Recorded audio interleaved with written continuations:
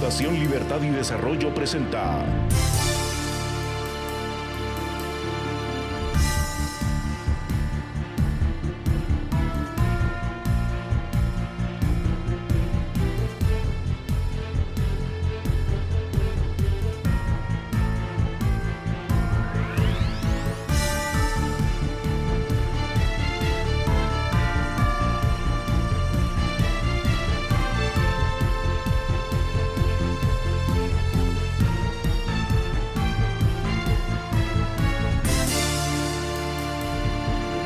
Razón de Estado con Dionisio Gutiérrez.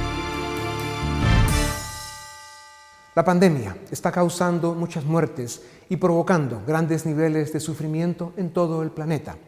Está forzando a gobiernos del mundo a tomar medidas drásticas, necesarias, a veces equivocadas, a veces desproporcionadas.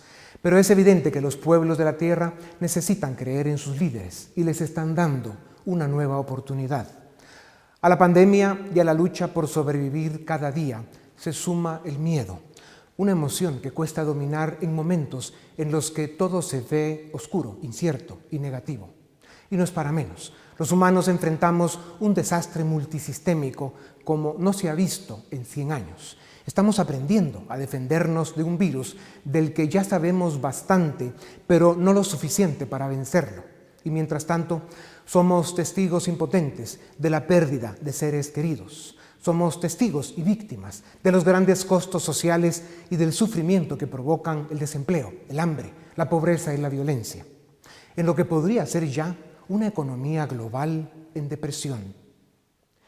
Esa impotencia se multiplica por la frustración que provoca el vernos encerrados y atrapados en un laberinto en el que cualquier salida tiene un alto costo, y esto no es fácil de aceptar. Las pandemias se vencen cuando el virus ya no encuentra cuerpos para crecer porque las personas logramos inmunidad.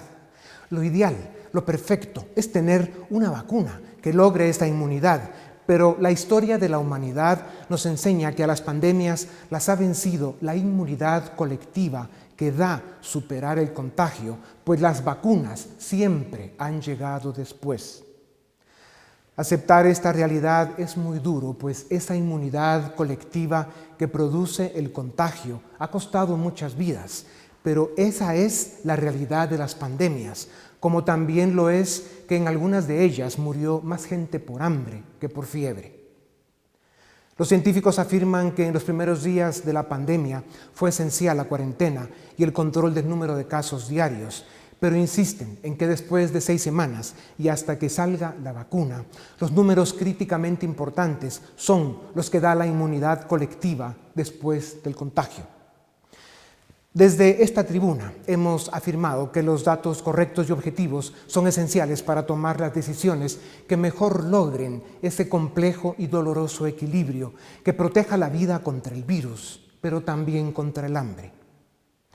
Los humanos hemos enfrentado las pandemias a través de los siglos, dando la cara, arriesgando la vida y a veces perdiéndola. Y a través de esos años quedó claro que para superar la crisis económica hubo que resolver y conciliar la crisis de salud, una misión muy difícil de enfrentar. Politizar o darle color ideológico a esta infeliz encrucijada es un despropósito tan grande como poner precio a las vidas perdidas, ya sea por fiebre o por hambre. Este capítulo en la historia de nuestro tiempo es muy triste, costará muchas vidas y dejará muchas cicatrices. Si queremos pasar esta página con dignidad, debemos, entre otras cosas, mantener una discusión honesta, respetuosa y con argumentos informados. Como dijo Benedetti, cuando creímos tener todas las respuestas, nos cambiaron todas las preguntas. Pero si la historia sirve de algo, elijo que sea cada ser humano, respetando las leyes y a sus semejantes, quien decide lo que es mejor para él y su familia. Dejar en libertad al ciudadano esperando que se comporte con responsabilidad ha sido siempre lo que más éxito y satisfacciones ha dado a las naciones. Ofrezco mis votos porque dentro de algunos años, cuando hayamos superado los costos, el duelo y el dolor de esta crisis, daremos gracias a la vida, con humildad, por las lecciones aprendidas y porque habremos aprendido a respetarnos y a vivir en libertad.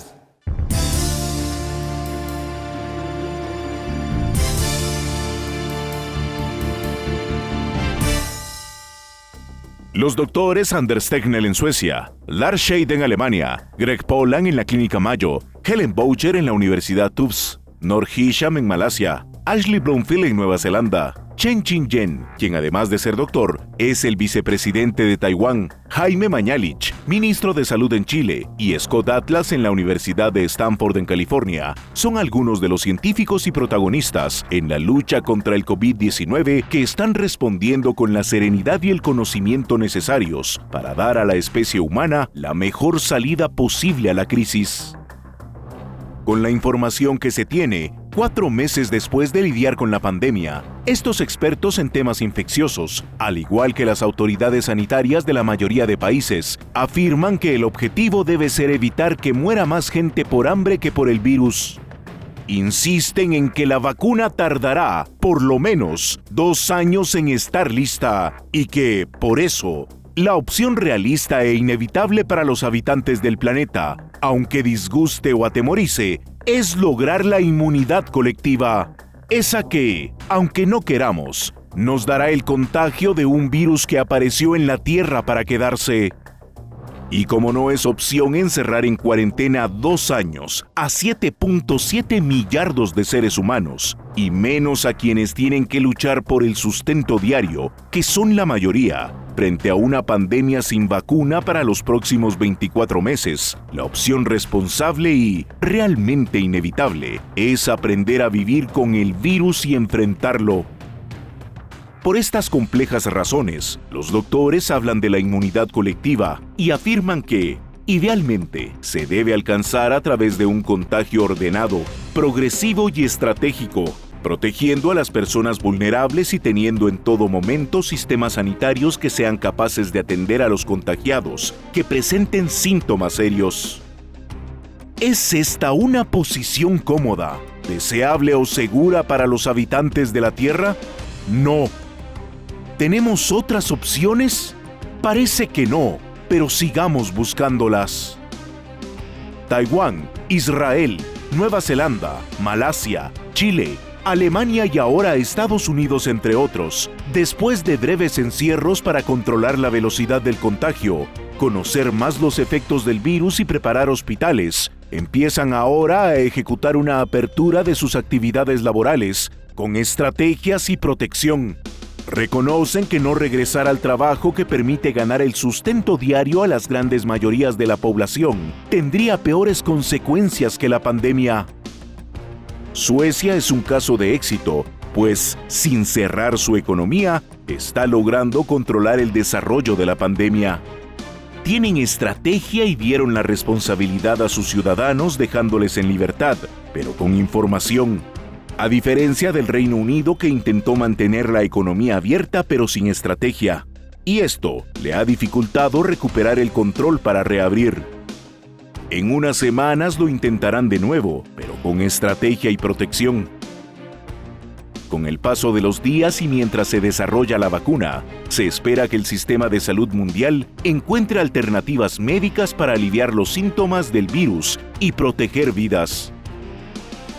Es difícil comprender y aceptar la realidad que plantean los científicos, pero la verdad, frontal y transparente, es siempre la forma más digna de enfrentar la crisis. ¿Cuáles son algunas de estas verdades según respetables científicos? 1. En los próximos 24 meses se habrá contagiado más del 80% de habitantes del planeta. 2. La mejor forma de proteger a la población y lograr inmunidad colectiva es con la vacuna, pero si no se tiene la vacuna, un grado aceptable de inmunidad se alcanza cuando se contagia alrededor del 70% de la población, como lo confirman la historia y la ciencia. 3. El desafío entonces es que, con encierro y cuarentena, o sin ellas, y mientras no esté la vacuna, el virus contagiará en los próximos 2 años al 80% de seres humanos del planeta, y la responsabilidad de cada sociedad debe ser proteger a sus miembros vulnerables. 4. La inmensa mayoría de personas no tienen riesgo de morir de COVID-19. 5. Estudios de anticuerpos que están en proceso en 3 continentes ya reflejan que millones de personas tuvieron el virus y nunca lo supieron. Fueron asintomáticos. Y más del 80% de quienes salen positivo, si toman las medidas correctas, superan el virus como superar un catarro. 6. La tasa real de contagiados es mucho mayor y, por lo tanto, la tasa de mortalidad probablemente esté entre el 0.1% y el 0.2%. Un riesgo mucho menor que las estimaciones originales de la OMS, que eran entre 20 y 30 veces más altas. 7. Con 4 meses de experiencia, ya quedó establecido que el riesgo de muerte está en personas mayores de 70 años con precondiciones médicas. Por eso, protegerlas es indispensable. 8. Si personas mayores de 70 años con problemas de salud se contagian y toman medidas de inmediato, tienen un pronóstico muy favorable. 9. Se sabe de cientos de casos de personas de 80 a 100 años de edad que se curaron del virus sin novedad. La clave estuvo en el chequeo constante de la temperatura y la saturación de oxígeno y haber intervenido el virus en las primeras 48 horas. 10. Otra conclusión a la que están llegando los científicos es que las políticas de encierro y cuarentena prolongan el problema. Dan una sensación de falsa seguridad, generan graves problemas sociales y de todas formas el contagio continúa. 11. Los científicos reconocen que la política pública más efectiva para lograr el mejor equilibrio posible entre salud y economía es dejar en libertad al ciudadano esperando que se comporte con responsabilidad. Las generaciones que hoy habitamos el planeta enfrentamos uno de los grandes desafíos de los últimos 100 años. Nuestros antepasados estuvieron a la altura y supieron responder. Sigamos su ejemplo.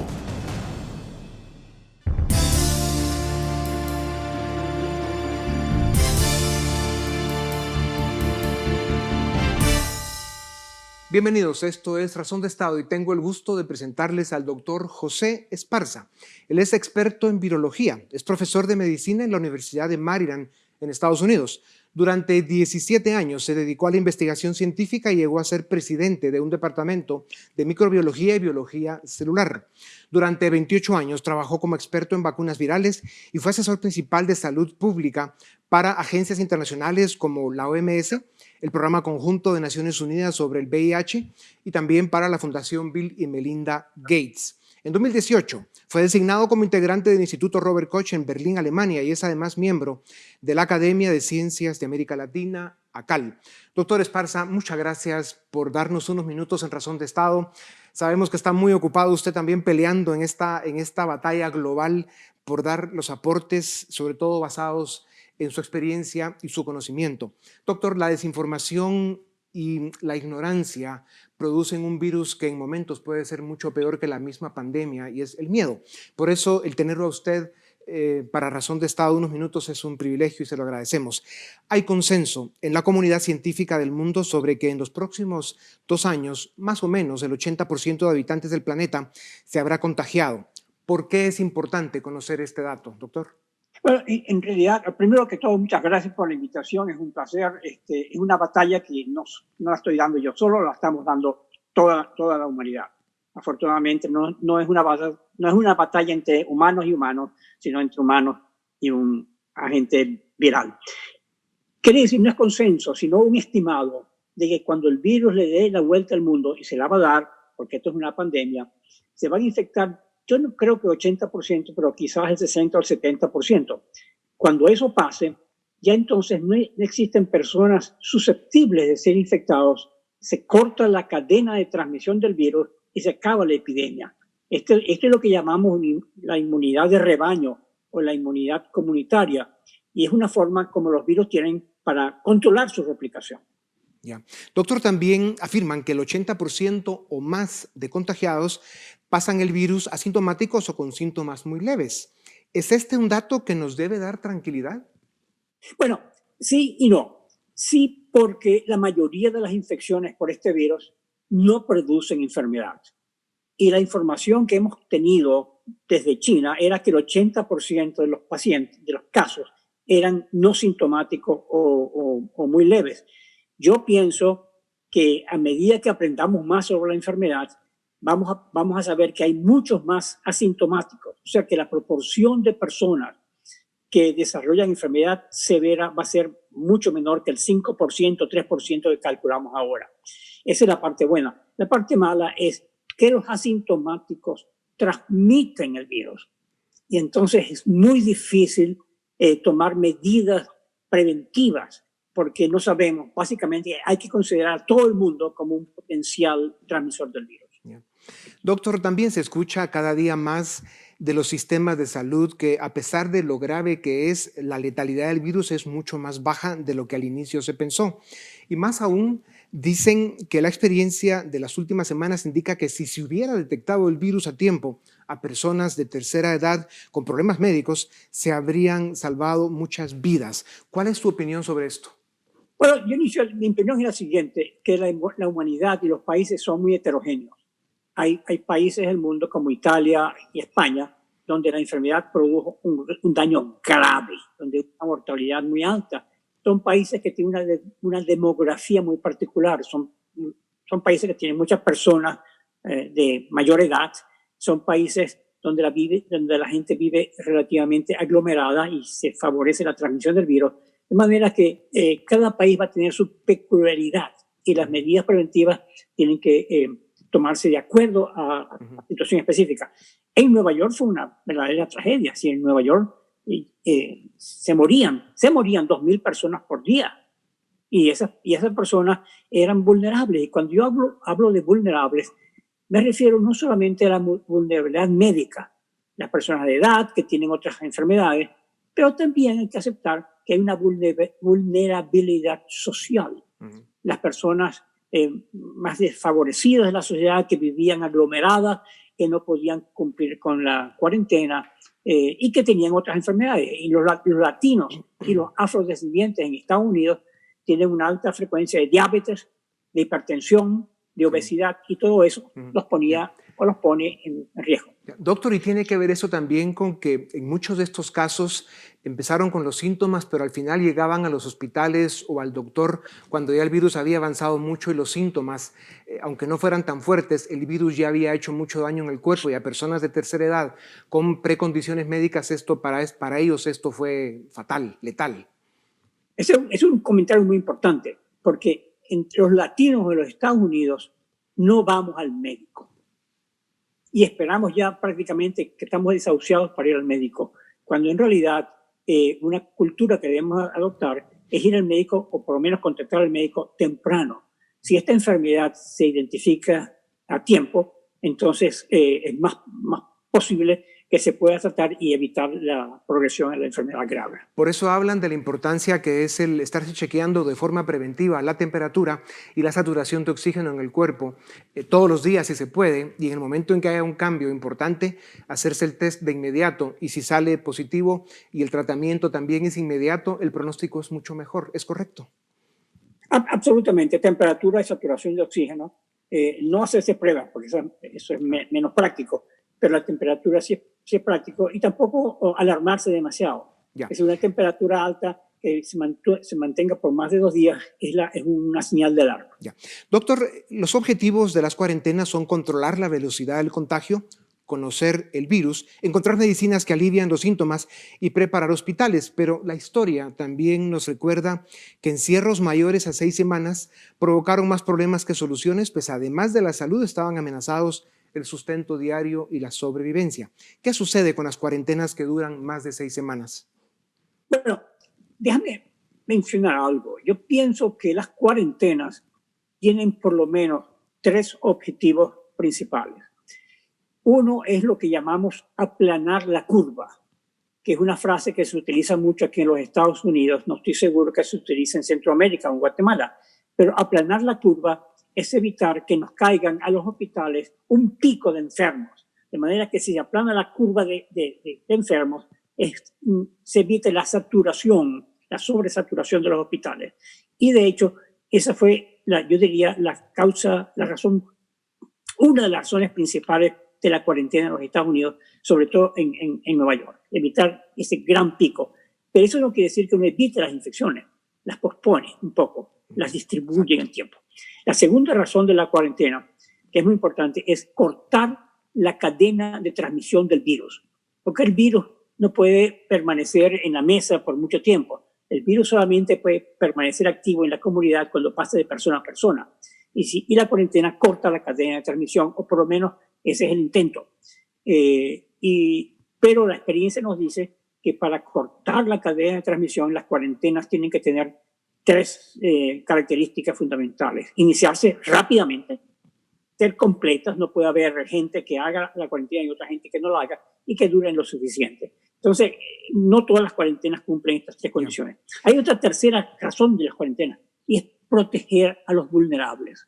Las personas de edad, las personas que tienen otras morbilidades, entonces están un poco más motivados a guardar cuarentena porque se están previniendo su propia infección, claro, y su propia enfermedad. Claro, y lo que hemos visto en algunos países que ya lo están haciendo es que sí, tuvieron cuarentenas parciales focalizadas, hicieron un gran esfuerzo en proteger a las personas vulnerables, aislarlas, y luego dejaban más o menos a los que se creen que no son vulnerables seguir viviendo en la economía, porque uno de los ángulos trágicos de las pandemias, doctor Esparza, como la historia nos enseña, es que no se pueden pasar en cuarentena todo lo que dura la pandemia. La gente necesita salir a buscar el sustento diario o muere de hambre, y más en los países subdesarrollados como los de esta parte del mundo. Si la realidad impone salvar los medios para vivir, ¿cómo se puede encontrar ese equilibrio? Es una decisión verdaderamente difícil de tomar.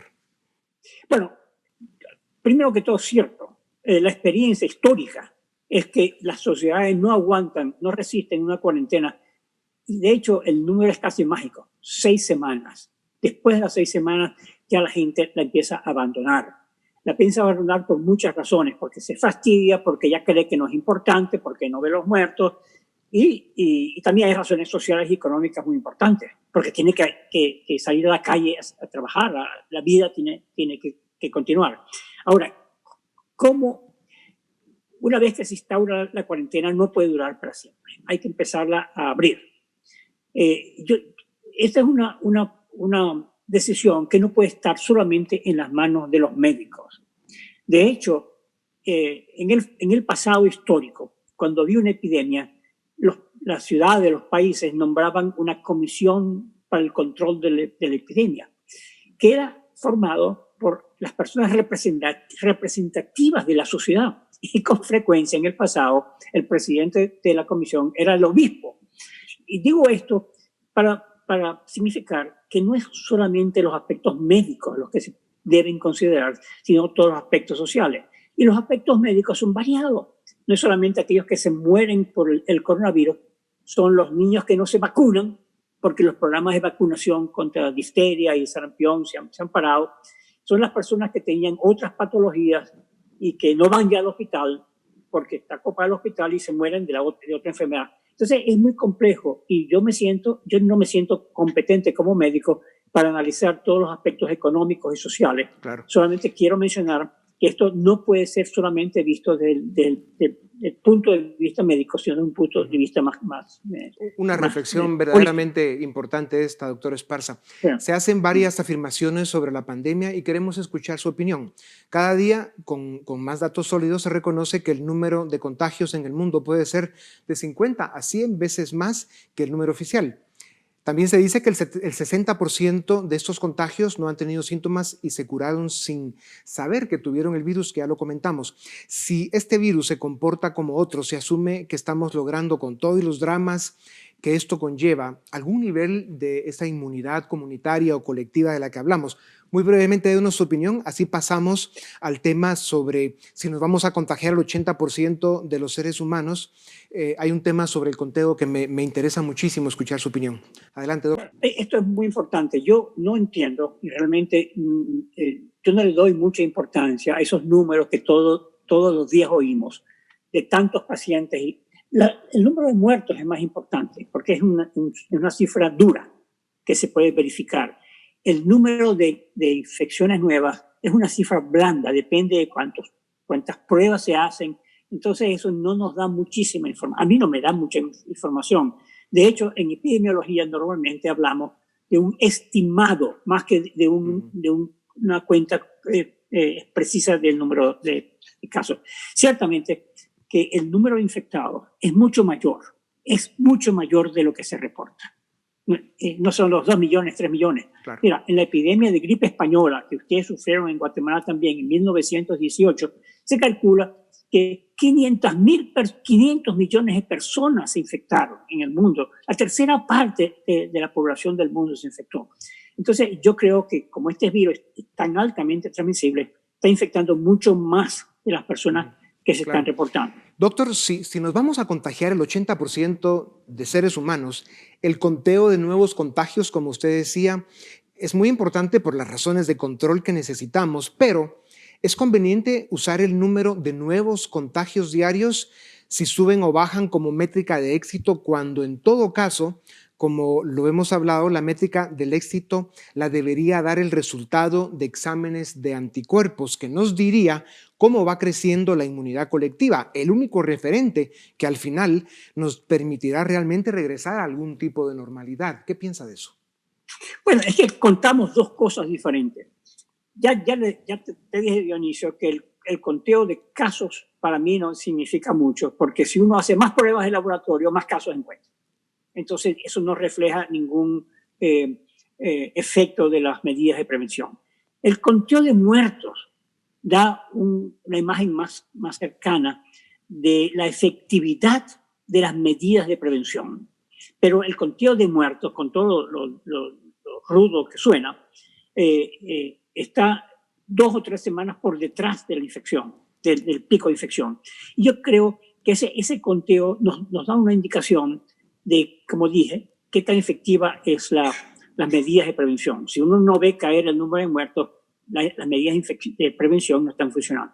Ahora, el conteo del número de personas que tienen anticuerpos es muy importante, porque ese es el que nos indica cuántas personas en la comunidad se han infectado y que presumiblemente son resistentes a una reinfección, y nos dice si se está creando ya la inmunidad de rebaño, que es la historia de los virus, es lo que realmente disminuye. Ahora, hay 2 cosas que tengo que mencionar en este sentido. Uno es las pruebas. Las pruebas no son muy confiables. Las pruebas para anticuerpos, ya lo hemos sabido, son de muy mala calidad y dan muchos resultados equivocados, de manera que eso hay que corregirlo. Y luego el muestreo. No es lo mismo muestrear las personas que van a un supermercado, las personas que viven en una casa de ancianos, etc. Y hasta ahora no han habido muy buenos estudios. Hay algunos, como en Suecia se estima que el 30%, en Estocolmo, el 30% de las personas ya tienen inmunidad. En Nueva York, un estudio reportó el 20%, en California menos del 4%. Entonces, tienen 2 usos diferentes. El medir la efectividad inmediata de las medidas de prevención y el medir la inmunidad de rebaño, la inmunidad de... Doctor Esparza, como sabemos y la historia lo confirma, las pandemias a través del tiempo van infectando, contagiando a una parte importante de la humanidad. Las vacunas siempre llegan después de que ya se logró esa inmunidad comunitaria de la que hemos hablado. Hay un famoso estudio de la Universidad de Stanford que se llevó a cabo en Santa Clara, California, y sugiere que lo que hablábamos, el nivel de contagio es mucho más alto, y se han hecho estudios más concretos en Miami, Nueva York, Boston y algunas ciudades de Europa, y al final, como ya lo afirmamos, el contagio es mucho mayor de lo que se reporta oficialmente. ¿Cuánto tiempo cree usted que tomaría el que el planeta, la especie humana, logre un nivel cómodo de inmunidad comunitaria, que es lo que da a pasar por el contagio, y que ya podamos regresar a una nueva normalidad? Basado en experiencias con influenza, que es otro virus de transmisión respiratoria, yo estimo, pero yo no puedo jurar que eso va a pasar así, pero yo estimo que va a tomar cerca de 2 años para que el planeta adquiera un cierto nivel de inmunidad comunitaria, de rebaño. Eso va a requerir varias olas de la epidemia y la inmunidad de rebaño tampoco va a ser homogénea. No es que toda la población está homogéneamente protegida. va a haber bolsos de la población que no están protegidos. Pero y en otros países se va a llegar más temprano.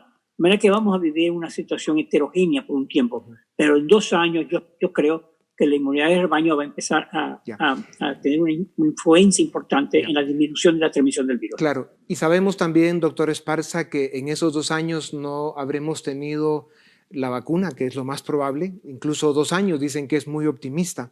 Y esto pues quiere decir que tendremos que pasar, como lo hizo o lo hicieron nuestros antepasados en otras pandemias, por ese proceso que es difícil, complejo, doloroso, en el que se toman decisiones que son terriblemente difíciles de tomar, pero que al final esa es la realidad de las pandemias. Doctor Esparza, para terminar, en una columna que será publicada en el American Journal of Public Health, usted menciona que en los últimos 300 años ha habido 10 pandemias de influenza.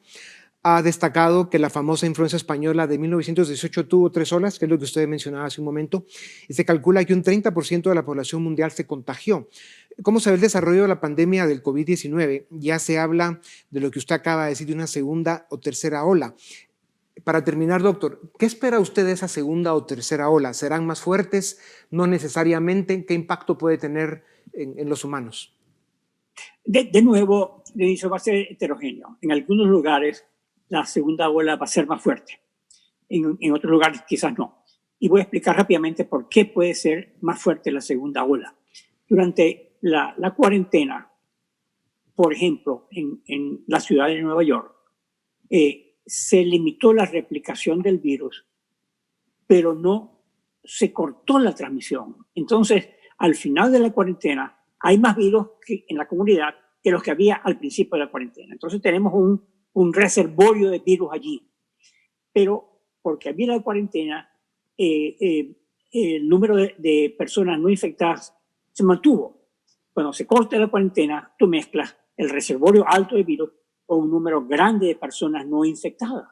Y si creemos en los datos de Nueva York, el 80% no está infectado.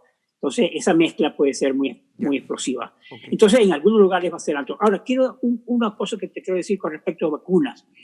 Ciertamente no vamos a tener una vacuna para controlar esta pandemia. Sin embargo, yo creo que una vacuna en el futuro podría ser muy útil, muy importante para rellenar vacíos o las bolsas de población que no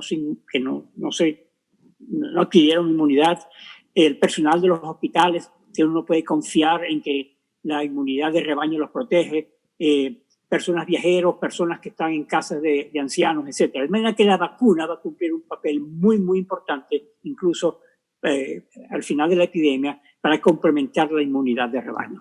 Doctor Esparza, es un privilegio tener a una autoridad científica como usted dándonos sus opiniones y compartiendo con nosotros su experiencia y conocimiento. Agradecemos muchísimo su tiempo, deseamos que siga dando buenas batallas allá en el norte desde donde está y muchísimas gracias, de verdad, doctor Esparza. Muchas gracias por la invitación, ha sido un verdadero placer. A ustedes también gracias, esto es Razón de Estado.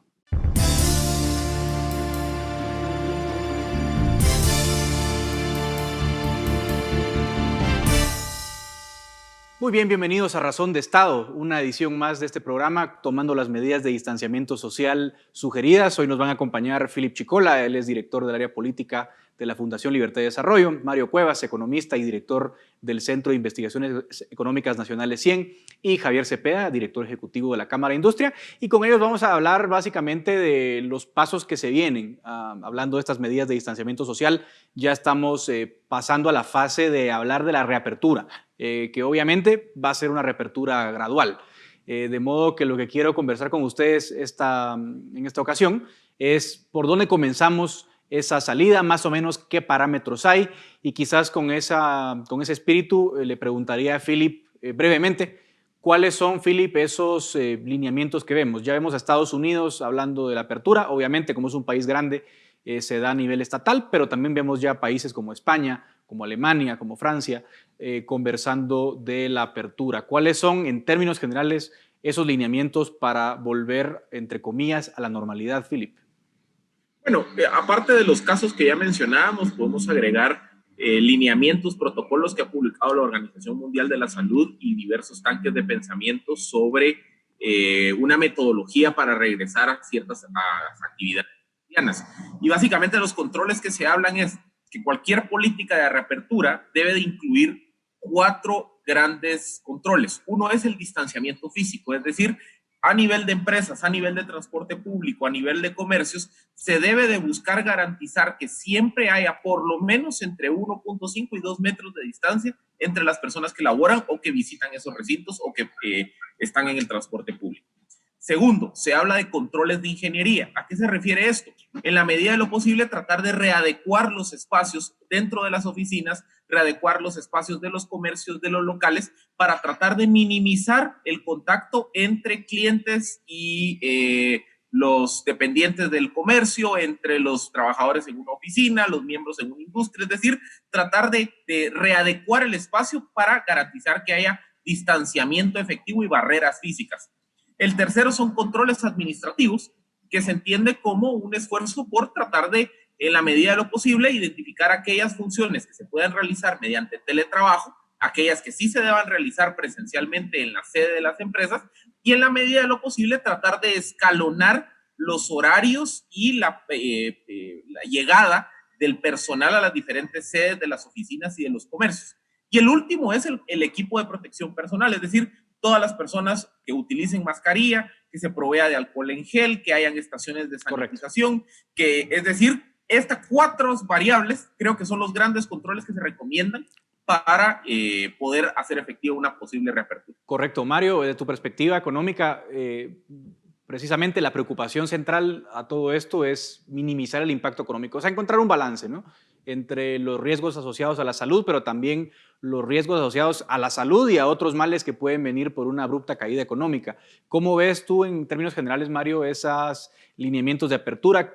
¿Cuál sería ese punto óptimo, digámoslo así, para poder ir reanudando las actividades sin tampoco poner en riesgo la salud? Por supuesto, Paul, muchas gracias por tenerme en este programa. En esta situación enfrentamos 2 procesos que van en paralelo y ambos, por su lado, presentan costos que van a tender a tener una explosión si uno se va demasiado hacia un rumbo o hacia el otro rumbo. Si perdemos el control por el lado de la salud, podríamos muy bien tener una explosión de casos con las situaciones que sabemos de hospitales que no se dan abasto y una serie de consecuencias graves, humanas. Por el lado de la economía, sabemos que si se nos va de la mano el tema económico, el resultado va a ser pérdida de empleo, pérdida de producción, aumentos de pobreza a ritmos cada vez mayores. Entonces enfrentamos una situación en la que buscar una corrección en un rumbo rápidamente aumenta los costos en la otra dimensión que también estamos tratando de manejar.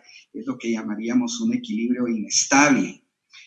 Lo más cercano, o la metáfora más adecuada que yo puedo pensar, no es la del baile, como algunas personas han planteado, sino es la de estar aprendiendo a andar en bicicleta. Si yo me voy demasiado hacia el lado izquierdo, me caigo. Si me voy demasiado al lado derecho, también me caigo. Y en ambos casos me arriesgo a golpearme e incluso a sangrar. Entonces, ese es un equilibrio difícil que los gobiernos en cualquier país del mundo, incluso países muy sofisticados, apenas están aprendiendo a andar esta bicicleta de la pandemia y del coronavirus, y el riesgo es grande de caerse. Correcto. Yo creo que la experiencia nos indica que más de alguna vez nos caemos al aprender a andar en bicicleta, y creo que tenemos que ser caritativos con los gobiernos en cuanto a lo que puede hacerse en esta situación. Así es. Javier, obviamente hablamos de que las medidas actuales, aunque no son un cierre total como el que vemos en Europa, porque es imposible, dadas las circunstancias nuestras, sí son medidas muy drásticas, y esas medidas drásticas tienen costos muy altos en muchos sentidos. Entonces, Javier, tenemos que ir pensando ya en el corto y mediano plazo cuáles van a ser las formas de volver. Yo veo como uno de los aspectos, y ya tú puedes ampliar en tu intervención, quizás uno de los aspectos más complejos es el del transporte público, cómo ir reactivando eso, porque es uno de los factores esenciales para que las empresas puedan tener a sus trabajadores de vuelta. Pero desde el punto de vista, digamos, empresarial, ¿cuáles son esos protocolos mínimos que se visualizan para poder ir volviendo a la normalidad y cuáles son los retos, así como yo mencionaba el transporte público, que tenemos que ir resolviendo pronto. Bueno, en primer lugar creo que es importante contextualizar el hecho de que existen dos tipos de situaciones. Por un lado está el plan de reapertura, que es un tema más que tiene que ver con aspectos logísticos, pero por otro lado están precisamente los protocolos de higiene. Son dos temas distintos pero que se complementan.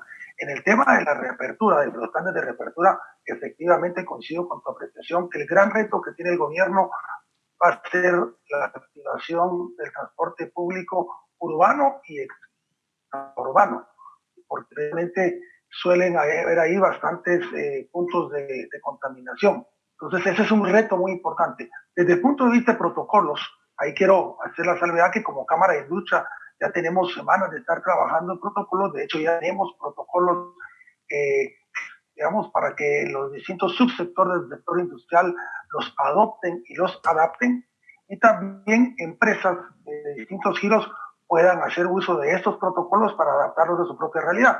No es lo mismo reabrir un restaurante que reabrir una fábrica de calzado, que reabrir, no sé, una fábrica de colchones, inclusive alguien que fabrica láminas. Son distintas realidades. Entonces, esos protocolos ya los tenemos. Creemos que los principales puntos a seguir insistiendo es el uso de la mascarilla, el escalonamiento de horarios, el lavado de las manos y las alfombras en las entradas de los establecimientos, en las oficinas. Dentro de los protocolos que tenemos ya hechos en Cámara de Industria, el protocolo general, tenemos protocolos de cómo deben ser las entradas de las personas a los establecimientos de trabajo, las salidas hacia sus hogares, cómo puede ser la atención a clientes o proveedores, cómo pueden ser y deben ser los protocolos en áreas de plantas de producción, en áreas administrativas, en las áreas de comedores, e inclusive también hemos integrado cómo reaccionar ante posibles casos de contagios. Personas que pueden síntomas o personas que tengan algún tipo de contagio. Eso es parte de los protocolos, del protocolo general que hemos llevado a cabo. Philip, yo una cosa que veo, por ejemplo, leía la columna de un periodista keniano, ¿no? Que dice, bueno, a veces son muy interesantes los protocolos de la OMS y demás, pero no hay aquello de una talla que le quede a todos, ¿no? Los países pobres nos cuesta un poco más tomar los estándares tan altos que toman los países del primer mundo. Tenemos mucho comercio informal. Ahí es difícil también controlar, digamos, la implementación de estas medidas. ¿Cuáles son esas medidas que hay que tropicalizar para que podamos también ser realistas en aquellas medidas que vamos a cumplir y no pensar en aquellos protocolos irrealizables que están diseñados para Estados Unidos o para Alemania? ¿Cuál es tu apreciación, Philip? Exacto. Yo creo que uno de los grandes problemas de los países en desarrollo es cómo copiar o tomar, digamos, el espíritu de esos protocolos macros y adaptarlos a sus realidades de país. Concretamente, en un caso como Guatemala se me vienen dos grandes ejemplos a la mente: el caso del transporte público y el caso de la economía informal. El transporte público es un problema porque ya sabemos, ya conocemos el diagnóstico que sencillamente no hay suficiente oferta de buses para la enorme grado de demanda. Entonces, a cumplir el distanciamiento social adentro de los buses del transporte público urbano y extraurbano va a requerir, digamos, de una tarea logística, de ingeniería, incluso hasta de planificación muy compleja.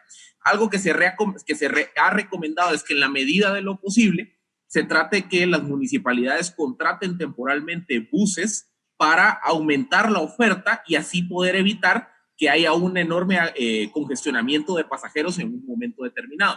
La otra tiene que ver con lo que mencionábamos y lo que decía Javier, el escalonamiento de horarios. Por ejemplo, si se pudiera organizar que diferentes industrias tuvieran diferente horario de ingreso y de salida, eso reduciría la concentración de personas en un momento determinado. Entonces, son esas, digamos, opciones que se tienen que ir pensando para el caso del transporte, que creo que es muy particular en países en desarrollo. Lo mismo se tendrá que hacer con la economía informal y ahí sí requiere un proceso de planificación más extenso.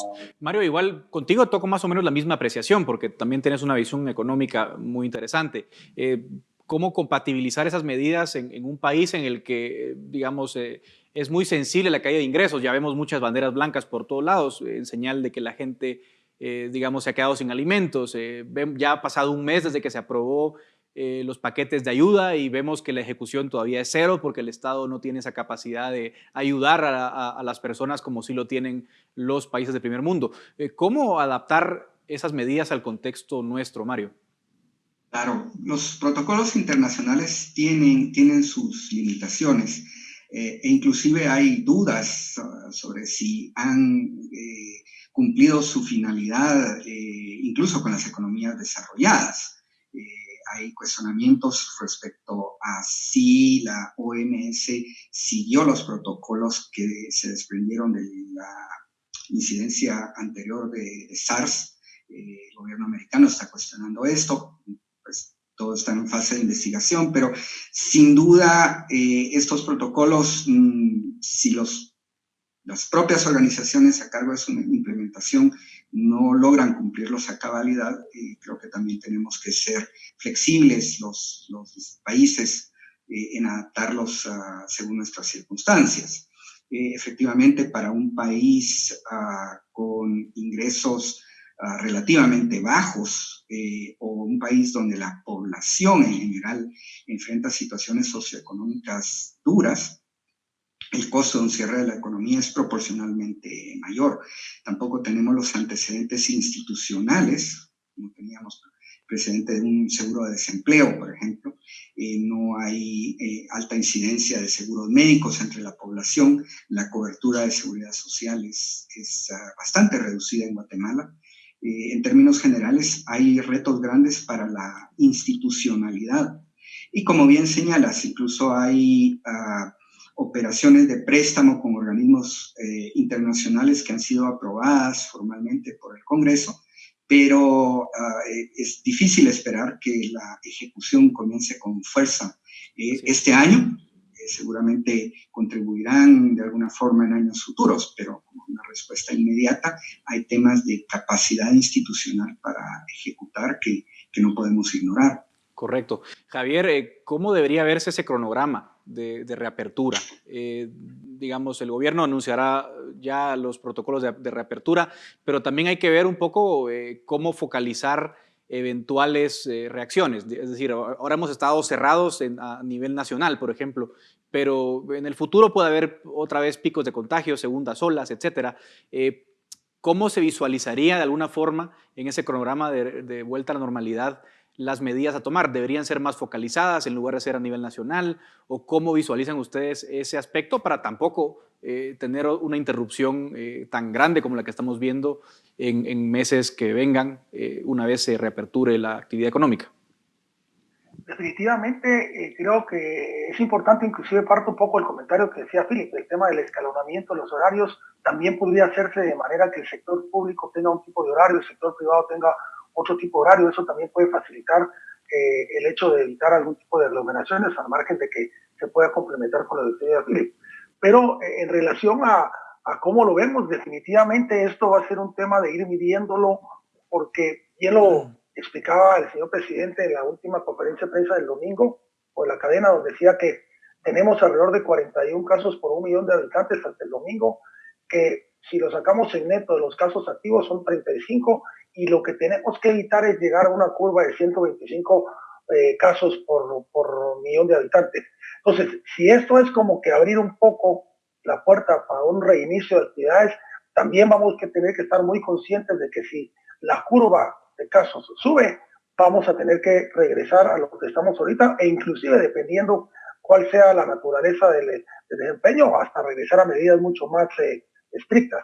Entonces sí, definitivamente los lugares donde tienen o donde hay un mayor nivel de incidencia de contagios, vamos a tener que conservar todavía ciertas medidas de restricción. Probablemente en algunos otros lugares se pueda abrir ya la interrelación entre un departamento y otro, pero lo más importante, creo yo, es hacerle conciencia a la población, a todos los sectores, a todas las personas, de que esta reapertura que se escucha, en el momento que se dé, tenemos que ser muy constantes, muy conscientes y muy responsables de que todos somos responsables de que esta reapertura se pueda generar de una manera gradual, sin tener que pasar por la mitigación, sino pasar de esto que estamos hoy, de que es la contención, a la reapertura de una manera gradual, porque lo contrario vamos a regresar nuevamente. Los tiempos son muy difíciles de definir, pero definitivamente esto calculo yo que en términos de semana a semana se tendrá que ir viendo cuáles son los índices de mayor nivel de contagio, y en base a eso ver cuáles serán las siguientes decisiones hacia adelante. Dios no quiera, Dios no lo quiera hacia atrás. Muy bien. Definitivamente hay muchísimo más que hablar, pero lo que queda claro en esta discusión es que ya es momento de estar hablando de cuál es la hoja de ruta para la reapertura y también cómo aprender a vivir con esta pandemia que durará un buen tiempo en el ambiente. Le agradezco muchísimo a Philip Chicola, a Mario Cuevas y a Javier Cepeda por esta interesante conversación. Hasta acá llega nuestro tiempo y es momento de poner fin al debate en Razón de Estado.